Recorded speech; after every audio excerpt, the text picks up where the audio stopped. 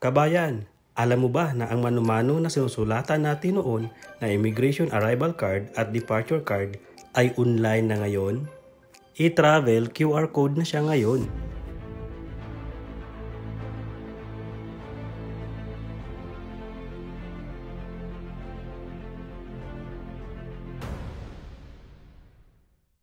Isa ito sa abala noon.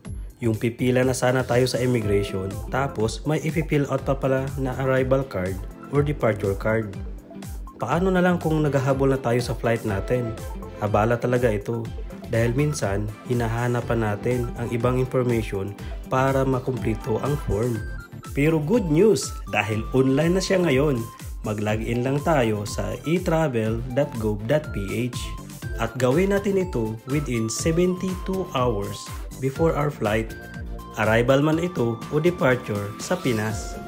Para mag-register, pipili po tayo kung Philippine passport holder tayo or foreign passport holder.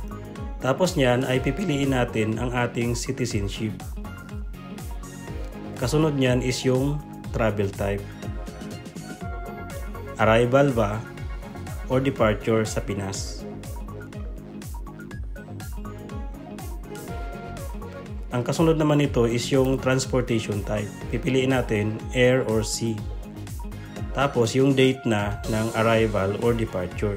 Tapos mag-input din tayo ng ating email address ng 2 beses bago natin i-click yung continue.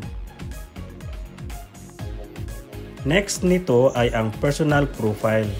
Dito ilalagay natin ang ating complete name kasama ang passport number, sex, birthday, ating citizenship, at saka mobile number. Tapos click next. Next step ay address information. Dito i-fill out natin yung ating permanent country of residence. So country, tapos yung address natin. Tapos click next.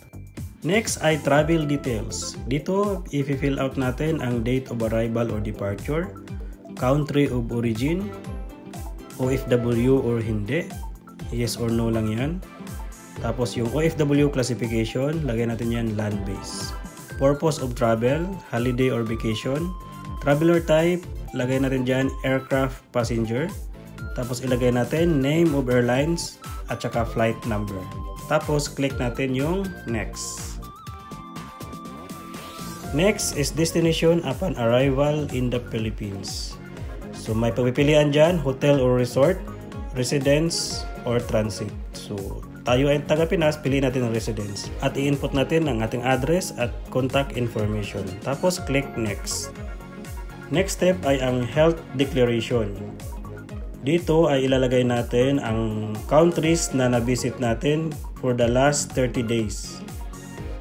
Tapos may katanungan din yan na kailangan nating sasagutin. Kung na-expose ba tayo sa isang tao na may nakakahawang sakit, sasagutin natin ng yes or no. Ang pangalawa namang tanong ay kung tayo mismo ang nagkasakit for the last 30 days. So sasagutin lang din natin yan ng yes or no, tapos click next. Last step ay ang summary. Dito titingnan lang natin lahat ng na-input nating information kung tama, i-verify natin bago natin i-click ang submit.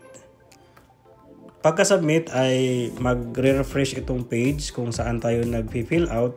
Tapos makaka-receive tayo sa email na nakalagay dyan, you have successfully registered on the e-travel system of the Republic of the Philippines.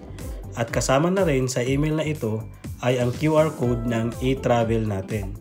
E-travel arrival or e-travel departure. Depende sa ni-register natin. I-keep natin ito, i-screenshot natin para ma-save sa ating phone. Para pagdating natin sa airport, kahit wala tayong internet, ay ma-access natin at maipakita ang ating QR code ng e-travel. Tandaan na ang e-travel QR code ay hinahanap na sa check-in pa lang, kaya dapat ready na agad tayo. I-share mo ito sa lahat ng kabayan natin. Thanks for watching!